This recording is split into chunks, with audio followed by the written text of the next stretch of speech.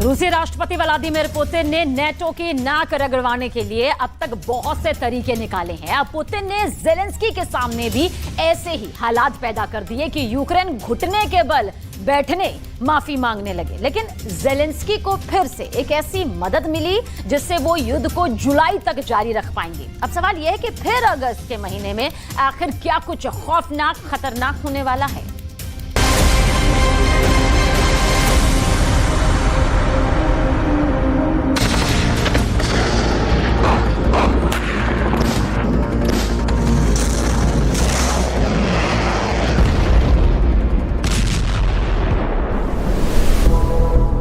नीचे जमीन पर खड़ा है पुतिन का T-72 टैंक और ऊपर से वीडियो बना रहा है ज़ेलेंस्की का ड्रोन।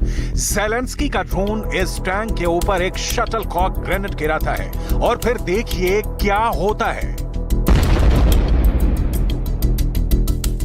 छोटा ग्रेनेड छोटा धमाका करता है, टैंक के अंदर आग लगनी शुरू हो जाती है। टैंक में इतनी जबरदस्त आग लगती है कि टैंक के सभी दरवाजों और उसकी बैरल यानी तोप से भी आग निकलने लगती है। पुतिन का टैंक कमांडर और अंदर बैठे बाकी सैनिक भी मोम की तरह पिघल जाते हैं। यह हमला ज़ेलेंस्की के काउंटर अटैक का हिस्सा था जो बखमूत से 7 किलोमीटर दूर किया गया। टैंक में लगी ऐसी आग बताती है कि कैसे युद्ध की सबसे खतरनाक मशीन जलती हुई भट्टी बन जाती है। ज़ेलेंस्की ऐसे ही वीडियो बनाकर पुतिन को पीछे धकेलना चाहते हैं। लेकिन क्या ये इतना आसान है? क्या अगस्त तक वो बखमूत क्या यूक्रेन के बाकी हिस्सों को भी ज़ेलेंस्की इसी तरह आजाद करा पाएंगे? क्या एक शटलकॉक ग्रेनेड ज़ेलेंस्की को युद्ध जिता सकता है? या ज़ेलेंस्की को चाहिए बड़े बड़े हथियार जैसे टैंक, तोप और फाइटर जेट? इसमें ज़ेलेंस्की को टैंक भी मिले हैं, तोप भी मिली हैं, लेकिन फाइटर जेट वाली डिमांड अब भी अटकी पड़ी है।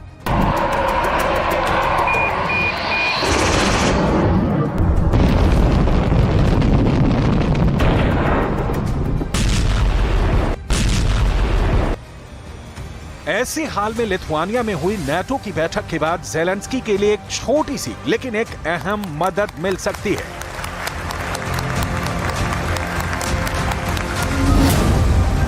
क्योंकि सिर्फ जर्मनी ने 6,500 करोड़ के हथियार देने का वादा किया है। इसमें अमेरिका में बने 2 पैट्रियट एयर डिफेंस सिस्टम है जो जर्मनी अपनी सेना से लेकर यूक्रेन भेजेगा। इसमें 40 मॉडर्न बख्तरबंद गाड़ियां हैं। इसमें तोप के लिए 20,000 गोले हैं। इसमें पुराने 25 लेपर्ड टैंक हैं जो 1960 के दशक में बनाया गया।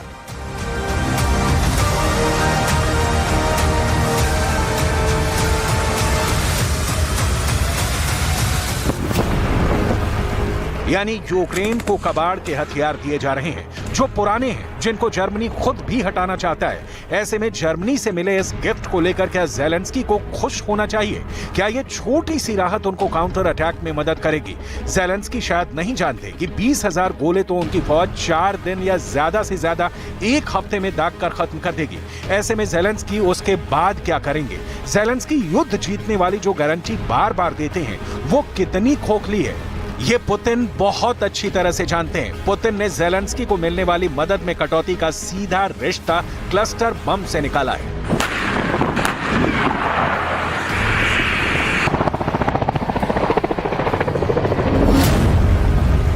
ज़ेलेंस्की के सामने हथियारों का संकट है, ज़ेलेंस्की के सामने फौजियों की कमी की दिक्कत है। ज़ेलेंस्की को फंड तो मिला है लेकिन वो रूस से लड़ने के लिए ऊंट के मुंह में जीरा साबित हो रहा है। इसीलिए यूक्रेन की सेना के सामने मरता क्या न करता वाले हालात हैं। वो शटलकॉक ग्रेनेड से लेकर हर उस जुगाड़ वाले हथियार को आजमा रहा है जो पुतिन की सेना को नुकसान पहुंचाए।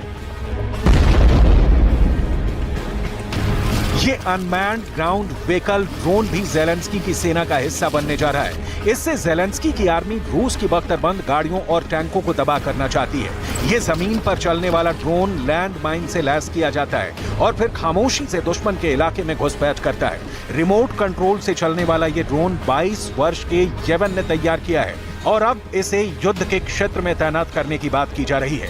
देखने में काफी असरदार हथियार नजर आता है, लेकिन क्या ये पुतिन के खिलाफ काम आएगा?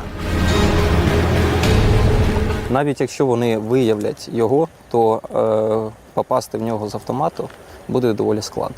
Навіть помилитися не встигнуть.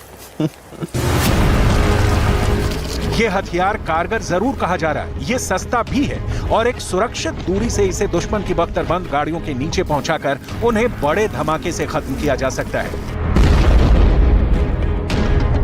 हालांकि युद्ध में एक कमजोर सेना के लिए एक कड़वा सच भी होता है। देखने में ऐसे हथियार बहुत आकर्षक लगते हैं, लेकिन एक बड़ा युद्ध बड़े हथियारों से लड़ा जाता है। छोटे मोटे जख्म रूस जैसी खतरनाक आर्मी को ज्यादा नहीं डरा पाएंगे, ये बात यमन भी जानते हैं। लेकिन रूस के सामने जूझ रही अपनी आर्मी का हाल देखकर उन्हें भी लगता है कि देर तो हो चुकी है।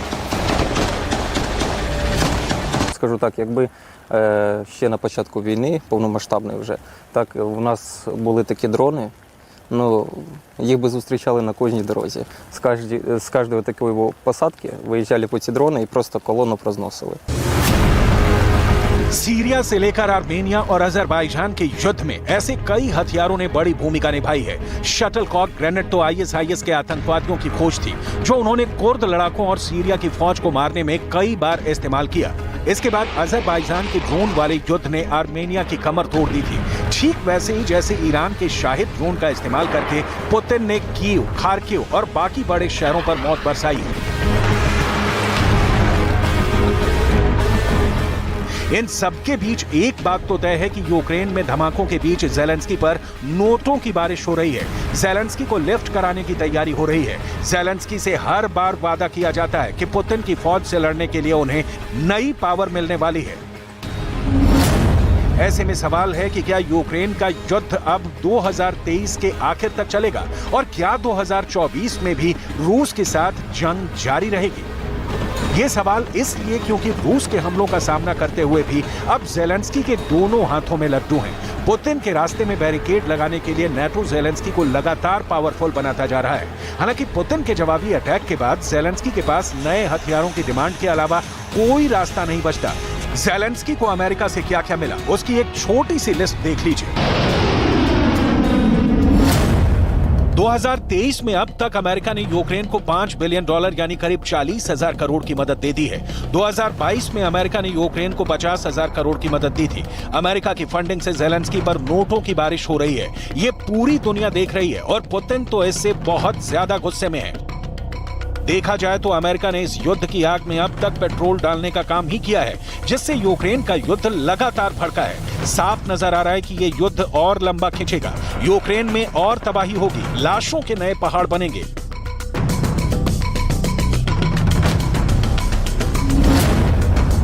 नाटो की मीटिंग से पहले ही बाइडेन व्हाइट हाउस में उस कागज पर दस्तखत कर चुके हैं जिसमें ज़ेलेंस्की के नाम 10,000 करोड़ रुपए के हथियार देने का ऐलान किया गया। ये बाइडेन की तरफ से मिला 10,000 करोड़ का बारूदी पैकेज है, जिसने युद्ध का फ्यूल मीटर फिर से टॉप अप कर दिया है। यानी ज़ेलेंस्की के हथियारों वाला गोदाम फिर से भरने वाला है।